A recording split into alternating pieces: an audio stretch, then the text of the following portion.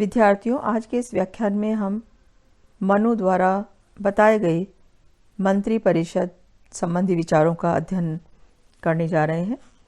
मंत्री परिषद की आवश्यकता बताते हुए मनु ने लिखा है कि किसी व्यक्ति के लिए सरल कार्य भी अकेले संपादित करना कठिन है, अतः महान फल देने वाले राज कार्य तो अकेले राजा द्वारा चलाया ही नहीं जा सकता। मनु ने इस बात पर बल दिया है कि राजशक्ति का प्रयोग अकेले राजा द्वारा नहीं वरन संस्थागत रूप में ही किया जाना चाहिए। अतः शासन कार्यों का संचालन करने के लिए राजा के द्वारा मंत्रियों को नियुक्त किया जाना चाहिए। मंत्रियों की संख्या के संबंध में मनु का विचार है कि आवश्यकता अनुसार निश्चित की जानी चाहिए। सामान्यतः 7 या 8 व्यक्ति इस कार्य के लिए उपयुक्त होते हैं। मनु के द्वारा मंत्रियों की योग्यता पर भी बहुत बल दिया गया है। उसके अनुसार राजा को कुलीन, शास्त्रगाता, शूरवीर, शस्त्र चलाने में निपुण और परिचित व्यक्तियों को ही मंत्री पद पर नियुक्त करना चाहिए। मनु के अनुसार मंत्री को बुद्धिमान, स्थिरचित्त व शत्रु पक्ष के दबाव से राज्य हित की अवहेलना न करने वाला होना चाहिए।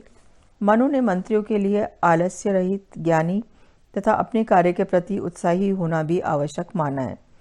इस प्रसंग में भी मनु ने शूद्र के साथ भेदभाव करते हुए शूद्र को मंत्री पद पर नियुक्ति के लिए सर्वथा अयोग्य माना है तथा विचार व्यक्त किया है कि यदि शूद्र उपयुक्त योग्यताओं के आधार पर मंत्री पद का पात्र प्रतीत होता है तब भी उसे मंत्री नहीं बनाया जाना चाहिए। लेकिन मनु ने शूद्र के प्रति भेदभाव का कोई कारण नहीं दिया है।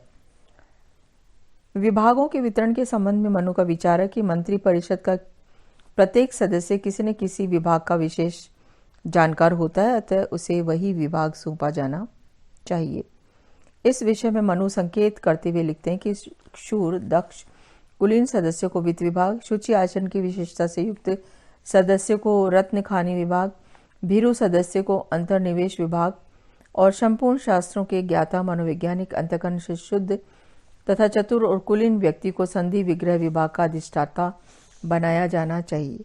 मंत्री परिषद की अमात्य नाम के सदस्यों को दंड विभाग और राजा को राष्ट्र एवं कोष अपने अधीन रखने चाहिए।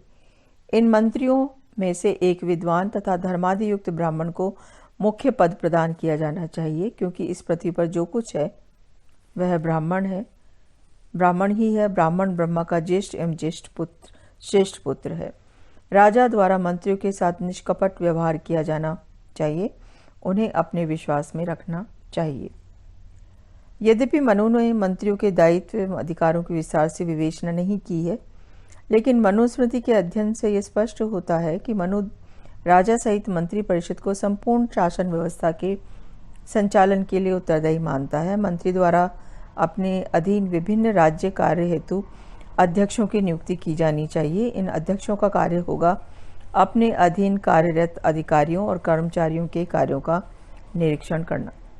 मंत्रियों द्वारा विभिन्न कार्यों के लिए उत्तरदायी अध्यक्षों, समस्त अधिकारियों और कर्मचारियों के कार्यों का निरीक्षण किया जाना चाहिए। उन पर आवश्यक नियंत्रण रखा जाना चाहिए तथा जहां आवश्यक हो उनका मार्ग निर्देशन किया जाना चाहिए। मंत्रियों के द्वारा आंतरिक व्यवस्था और परराष्ट्र संबंध सभी बातों के संबंध में राजा को निर्भयता के साथ परामर्श दिया जाना चाहिए। राजा का कर्तव्य है कि वह मंत्रियों के परामर्श को, राजा के कार्यों से असहमत मंत्रियों के परामर्श को भी उचित महत्व दे। दूसरे राष्ट्रों में दूतों की नियुक्ति, भेजे गए दूतों और गुप्तचरों के कार्यों के मूल्यांकन आदि बातों के संबंध में तो राजा के लिए मंत्रियों से परामर्श प्राप्त करना आवश्यक है। मनु ने समस्त शासन व्यवस्था में मंत्रियों की प्रभावशाली भूमिका को स्पष्ट शब्दों में स्वीकार किया है। मनुस्मृति में राजा द्वारा मंत्रियों को पृथक पृथक विचार करने और संपूर्ण मंत्री परिषद के साथ सामूहिक रूप से विचार विमर्श करने, दोनों ही विधियों का उल्लेख किया गया है। मनु का मत है कि राजा को महत्वपूर्ण एवं जटिल समस्याओं के संबंध में दोहरे विचार विमर्श की स्थिति को अपनाना चाहिए। इन समस्याओं पर पहले राजा मंत्री परिषद के सदस्यों से पृथक पृथक एकांत में मंत्रणा प्राप्त करे। इसके उपरांत इन समस्याओं पर सभी मंत्रियों के साथ बैठकर सामूहिक रूप से विचार करे। इस प्रकार के समस्त विचार के उपरांत राजा इन विषयों पर स्वविवेक से निर्णय ले।